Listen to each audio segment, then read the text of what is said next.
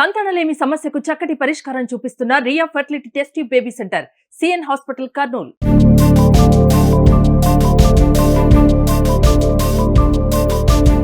Welcome to Suman TV. నేను మీ నవీన్. రాయలసీమ రతనాల సీమగా మళ్ళీ మారబోతా ఉందా?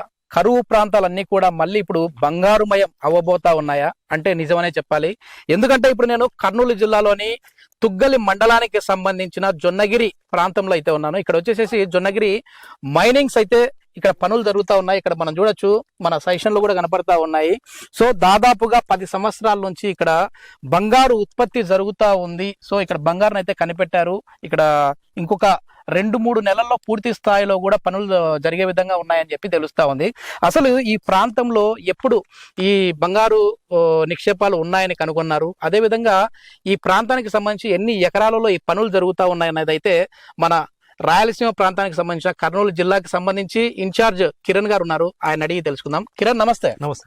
ఏంటి, ఎట్లా ఉన్నాయి పనులు, ఎట్లా జరుగుతా ఉన్నాయి, అదే విధంగా ఎన్ని ఎకరాల్లో ఈ పనులు జరుగుతా ఉన్నాయి? అంటే ఇక్కడ కొన్ని ఏళ్ల నుండి అంటే జియో మైసూర్ సర్వీస్ లిమిటెడ్ వాళ్ళు ప్రయోగాలు చేస్తున్నారు. అంటే ఇక్కడ అంటే దాదాపు అంటే ఇక్కడ లోపల అంటే అండర్ గ్రౌండ్ లో 1500 ఎకరాల్లో గోల్డ్ ఉందని చెప్పేసి నిర్ధారించుకున్నారు.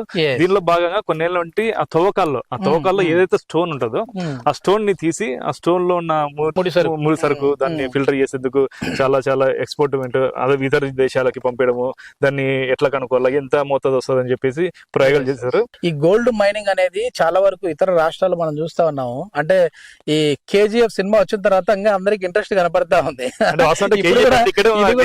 ఇది కూడా ఒక కేజీఎఫ్, కర్నూలు గోల్డ్ ఓకే. ఏంటంటే ఇక్కడ ప్రజలు ఎట్లా అనుకుంటా ఉన్నారు అంటే ఇక్కడ ఈ గోల్డ్ మొత్తము ఈ పొలాలంతా 3 గ్రామాలకు చెందిన పొలాలు. అంటే 3 గ్రామాలకు చెందిన రైతుల పొలాలు ఇవి. ఆ రైతుల పొలాలు ఉంటే ఒక్కొక్కరి దగ్గర ఉంటే వాళ్ళ ఇష్టపూర్వకంగానే వాళ్ళు ఒక ఎకరాకి ఇంత కాంపెన్సేషన్ చేసుకొని కంపెనీ వాళ్ళు రీసెర్చ్ చేసుకోవడం జరిగింది. ఇప్పుడు ప్రస్తుతం అంటే 250 ఎకరాల్లో ఈ మొత్తం మైనింగ్ పనులు అంతా చేసుకుంటున్నారు. ఒక కన్స్ట్రక్షన్ మటుకు ఒక 250 ఎకరాల వరకు కొన్నవి, కానీ 1500 ఎకరాల వరకు కూడా ఇది ఈ విస్తరణలో ఉంది కాబట్టి వాళ్ళు 1500 ఎకరాలు కూడా వాళ్ళు స్వాధీనంలో చేసుకున్నారు. అంటే కౌలుకి ఇచ్చారు. అంటే రీసెర్చ్ చేయకుండా వాళ్ళు స్వాధీనంలో పెట్టుకుని రైతులకి వీళ్ళు 250 ఎకరాలు ఏదైతే ఉందో మినిమం మన సమాచారం వాళ్ళు రీసెర్చ్ చేసుకుని వాళ్ళ ఆధీనంలో తీసుకొని వాళ్ళు మొత్తం ప్రయోగాలు చేస్తారు. ఏదైనా దీంట్లో అయితే మొత్తం మీద ఈ 2-3 నెలల్లో ఇది మొత్తం అయిపోతాయని చెప్పేసి గ్రామస్తులు ఏదో చెప్తున్నారు. ఇంతవరకు కంపెనీ వాళ్ళైతే అధికారికంగా అయితే మనకైతే ఏంటంటే ఇప్పుడు లోపలికి వెళ్ళడానికి కూడా మనకి పర్మిషన్ లేదు, అలో చేయట్లేదు. ఎందుకంటే ఇప్పుడు చాలా వరకు ఇది ఒక ప్రైవేట్ సంస్థకు సంబంధించి పనులు నడుస్తా ఉన్నాయి కాబట్టి, ప్లస్ ఇది గోల్డ్ మైనింగ్ అంటే అంత ఆషామాషి వ్యవహారం అయితే కాదు. సో మనం పర్మిషన్ లేకుండా మనం పోకూడదు. అది కూడా ఇది రిజిస్ట్రేషన్ ఏరియా కాదు, వాళ్ళ హార్డ్ వర్క్ రిజిస్ట్రేషన్ ఏరియా. మనం కూడా ఇది ప్రైవేట్ స్థలం, అందులో రైల్వే గేట్ పక్కనే, రైల్వే గేట్ దగ్గర. ఇది ఈడ వాళ్ళ స్థలం కాదు, మనం చెప్పుకునే కూడా ఈజీగా మాట్లాడుకోవచ్చు.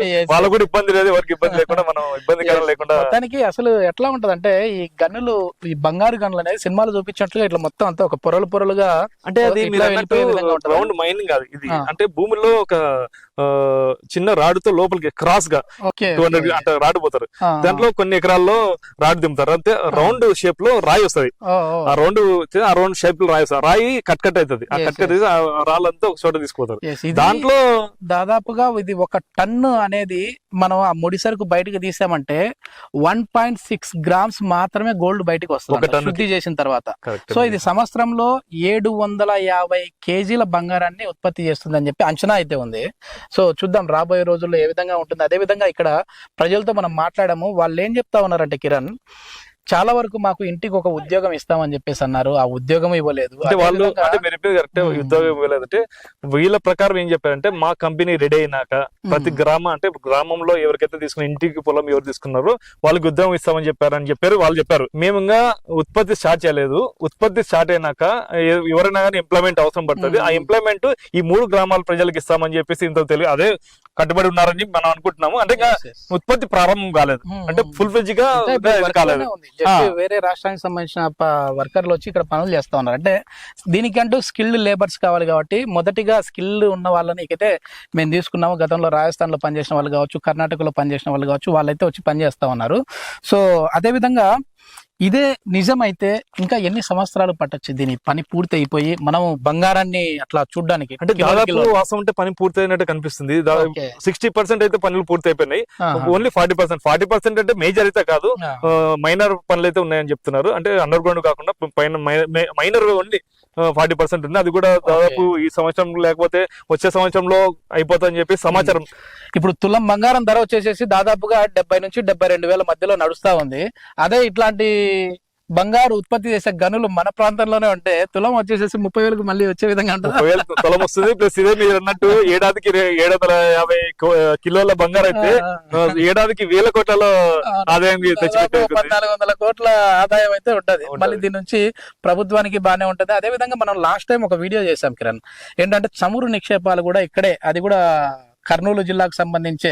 కర్నూలు జిల్లానే కాదు, కర్నూలు జిల్లాలో పత్తికొండ నియోజకవర్గం అదే ఈ గోల్డ్ మైన్ ఇక్కడ ఉంది. అదే చెమురు నిక్షేపాలు కూడా ఇదే నియోజకవర్గంలో ఉన్నాయి. అది కూడా పూర్తి స్థాయిలో డెవలప్ అయిపోతే సో పెట్రోలియం అనేది, పెట్రోల్ డీజిల్ ధరలు అనేది కూడా చాలా తక్కువగా ఉంటాయి. సో మొత్తం అంటే ఇది ఒక రాయలసీమ ప్రాంతానికనే కాకుండా మొత్తం ఆంధ్రప్రదేశ్ కు ఒక మంచి రోజులు రాబోతాం అన్నట్లుగా కనపడతా ఉంది. చూద్దాం, దీని పనులు అయితే పూర్తి స్థాయిలో కంప్లీట్ అయిపోయి సో రాష్ట్ర ప్రభుత్వాలు కూడా దీనిపైన దృష్టి సారించే విధంగా ఉంటే బాగుంటది. సో మన రాష్ట్రం అభివృద్ధికి ఉపయోగపడే ప్రాంతాలు కాబట్టి ఇవి ఎట్లా ఉండబోతా ఉంది ఏంటి అనేది అయితే రాబోయే రోజుల్లో వేచి చూద్దాం. మీరు అన్నట్టు ఇదే జిల్లాలోనే నిక్షేపాల్లో 1 లీటర్ 45 రూపాయలు. అది ఇక్కడ 1 గ్రామ్ ఎంత అవుతుంది మీరు చెప్పండి? ఒకవేళ మనకు ఉత్పత్తి అయితే ఇది ఒక తులం లాగా మనం మాట్లాడితే గ్రామ్ అయితే ఇప్పుడు 7,200 రూపాయల లాగా ఉందనుకో. సో 3,200 3,500 దాదాపు 50%. ఇక్కడ 50%, ఇక్కడ పెట్రోల్ డీజిల్ కానీ 50%, దాదాపు 50% తగ్గే అవకాశం. సామాన్య జనాలు అయితే దీన్ని బట్టి మన లేడీస్ బంగారు షాపులకి క్యూ కట్టాల్సింది. మన రాజస్థాన్ అదే విధంగా ఇట్లా ఈ ప్రాంతాల్లో ఉన్న వాళ్ళు వేసుకున్నట్టు వేసుకుంటారు. పాకిస్తాన్ నుంచి అదే దుబాయ్ నుంచి కూడా గోల్డ్ తీసుకొని వస్తా ఉంటారు, దొంగగా తరలిస్తా ఉంటారు. ఇక్కడ నుండి మరి ఇప్పుడు ఎక్స్పోర్ట్ ఎగుమతి అవుతా ఉంటది వేరే చోటికి. అంటే దీన్ని బట్టి కంపెనీ అంటే ఓన్లీ కంపెనీ టేక్ ఓవర్ చేసుకున్న ఈ కంపెనీ హ్యాండ్ ఓవర్ లో ఉంటుంది. ప్రైవేట్ గా అంటే మనం ఏదో మాటకు చెప్తా ఉన్నాం కానీ 30,000కు వస్తుంది 20,000కు వస్తుందని. సో దాన్ని బట్టి బేస్ చేసుకొని ఉండదు, ఇది ఒక ఎకానమీని బేస్ చేసుకొని ఉంటది. అసలు దీన్ని శుద్ధి చేయడానికి మళ్ళీ వీళ్ళకు ఇప్పటికే వచ్చేసేసి దాదాపుగా ఓన్లీ ఇక్కడ బంగారు ఉంది, బంగారు గనులు ఉన్నాయని తెలుసుకోవడానికే 200 కోట్ల రూపాయల వరకు టెస్టింగ్ కి మాత్రమే అయ్యాయంట. మళ్ళీ ఇప్పుడు పనులు పూర్తయ్యేసరికి మరో 200 నుంచి 300 కోట్ల రూపాయలు ఖర్చు అయ్యే విధంగా ఉంటుంది. సో ఆ పెట్టుబడులు అన్ని తీసేసిన తర్వాత ప్లస్ మనం 1 టన్ను అందులో ఉన్న రాళ్ళు తీసేసి దాన్ని శుద్ధి చేసేస్తే 1 గ్రామ్ వస్తుందంట. సో దాన్ని కూడా వేసేస్తారు ఖర్చుల్లో. ఇవన్నీ చేసిన తర్వాత ఎంత వస్తుందో చూడాలి. సో ఇది మొత్తం మీద ఏంటంటే ఆంధ్రప్రదేశ్ కి మంచి రోజులు అయితే వచ్చాయన్నట్లుగా తెలుస్తా ఉంది. ఈ పనులు కూడా గతంలో కంటే కూడా ఇప్పుడు పూర్తి స్థాయిలో చకచక జరుగుతూ ఉన్నాయి. ప్రభుత్వం నుంచి కూడా చాలా మంచి సపోర్ట్ అయితే వస్తూ ఉందని చెప్పేసి వాళ్ళు చెప్తా ఉన్నారు. సో పూర్తి స్థాయిలో ఈ పనులు పూర్తయి మనం ఎంత లేదు అని అన్నా కూడా 5 నుంచి 10 ఏళ్ల కాలం అయితే పడుతుంది చమురు నిక్షేపాలకు సంబంధించి కావచ్చు బయటికి రావడం కోసం. సో ఏ ప్రభుత్వం వచ్చినా సరే ఇట్లాంటి వాటిని ఇంకా పూర్తి స్థాయిలో పూర్తి అయ్యే విధంగా చేస్తే బాగుంటుందని చెప్పేసి మేము కోరుకుంటా ఉన్నాం. Thank you Kiran. Thank you.